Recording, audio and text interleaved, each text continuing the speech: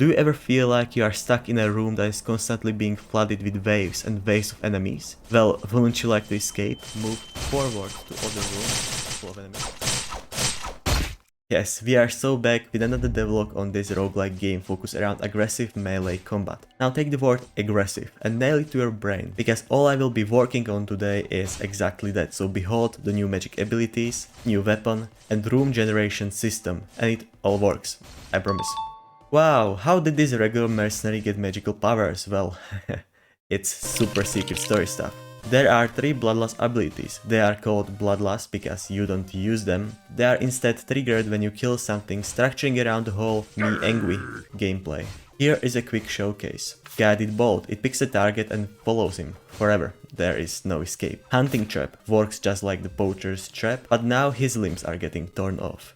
Shockwave, explosion that pushes back enemies, dealing a bit of damage. Figuring out how to make these abilities look good was weird. First I did some thinking, trying to create a cool origin of the player's magic. I used that to pick a color scheme and listen. I know they are blue/purple and are called bloodlust, so they should be red, like blood, but sadly these unemployed people not only claim the red color for themselves, but are also trying to solve the environmental issues by using me as fertilizer. However, being unable to die was kind of boring, so I took away the gift of life by finally letting the player. I removed the old health bar and made a proper health UI. At first I wanted to create something really cool and unique, but I didn't think of anything cool and unique, so I settled for simple hearts. One thing I really appreciate in games is having non-intrusive UI overlay. Basically, the less attention takes away from the gameplay, the better. The enemy AI started tweaking. I guess them achieving their lifelong goal of killing this mercenary made them feel excited and flooded me with error messages. I hate you. You specifically. But hey, I sure don't want to be the one dying. That is why I added a new weapon for better self-protection. The spear. It has a longer reach, about the same damage, and is the best at killing enemies that create a choo-choo train line. As Napoleon once said, creating a choo-choo train line is the best offense. Trust me, bro. You can stab, smack with a stick to knock back and align enemies for a finishing blow, which is 2 steps. You would think that by making the sword I learned some things, but nah, it's still confusing as hell, and I have no idea if the spear is fun to use or balanced, so now there is a sword and a spear. You can have equipped both weapons at once and can combine their attacks, which is pretty neat.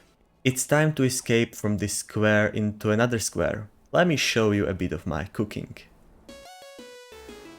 Sadly, I can't just glue 2 rooms together. The issue is that each room is its own thing. They are independent and don't want to be friends with the other rooms. I had to introduce a manager that told the rooms to shut up and listen, turning them into data providing objects and making their own calculations. Whenever a room is created or deleted, the manager calculates the wall colliders, group behaviors, camera confines, navigation grid and other very important system stuff.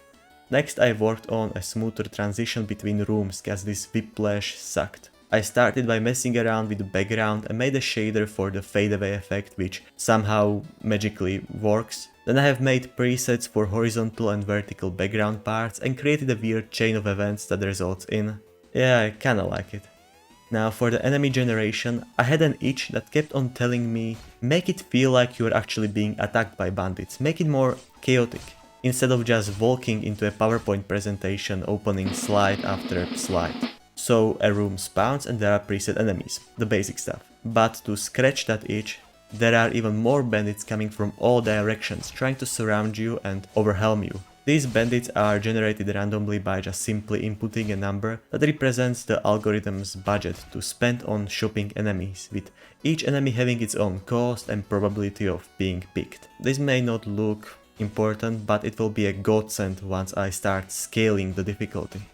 Once again, a big problem with deleting old rooms is the enemies, corpses, old hunting traps and such left behind. For example, look at these dumb sheep. Their group behavior AI wants them to regroup inside the rooms so they can be collectively afraid. No.